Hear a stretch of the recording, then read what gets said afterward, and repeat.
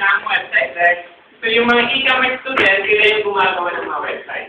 Okay? Kaya kung graduate kayo ng e-commerce, pwede na rin kayo, kung marunong na rin kayong gumawa ng mga website, pwede na kayong mag-advertise ng inyong product online. Okay, and lastly, we have hotel and restaurant services. Pag 2 years kasi, di ba pag 4 years, BS SRM. Okay, pag 2 years, SRS yung tawag under TESDA. Okay, hotel and restaurant services. Okay, so yan yung mga available na mga courses, 2-year diploma courses sa AA College Alameda City Branch. Okay, we also have 4 years. Kasi yung iba dito siguro, gusto na nila automatic, nag-diretso agad ng 4-year course. So yung e-commerce namin, meron kaming BS in e-commerce.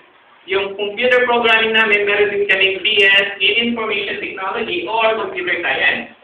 Okay. Yung bookkeeping namin, pwede nyo siyang ituloy ng BS in Business Administration, Major in Management Accounting, or Management, or Financial Management. Okay? So yun yung mga available na mga major sa Business Administration. Yung iba, okay, so kaya hindi kayo familiar sa Business Administration, then yung tinatawag natin commerce. Okay?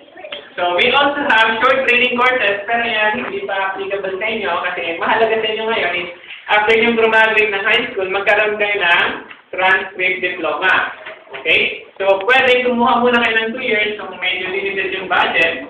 Or kung bonggang-bongga naman tayo sa budget, pwede kayong kumuha agad automatic ng 4-year course. Okay? So, but my question is, sino ba dito yung decided o gusto pang mag-college? Pwede yung pakita siyang kamay. Sino dito mag-asawa na after that? Okay. Volunteer siya. Okay, so we hope guys, yan. We hope na makapagpatuloy tayo sa pag-aaral. Siguro maraming mga concept dito sabihin natin, yung kuya nyo, atin nyo nag-aaral pa. Okay? Or sabihin natin, nakabuon sa utang yung family, pati kambing nyo nakatala. Okay? So sabi natin kanina, si Ma'am Josephine, ang iilan dito at maraming tumulong para makapag-pwede ko yun sa pag-aaral nyo ng college. Hindi nyo na kinakailangan lumayo pa para makapag-abita ng quality education. Kasi eto kong lahat ng mga benefits na nakikita nyo, binibigay namin yan sa mga estudyante namin.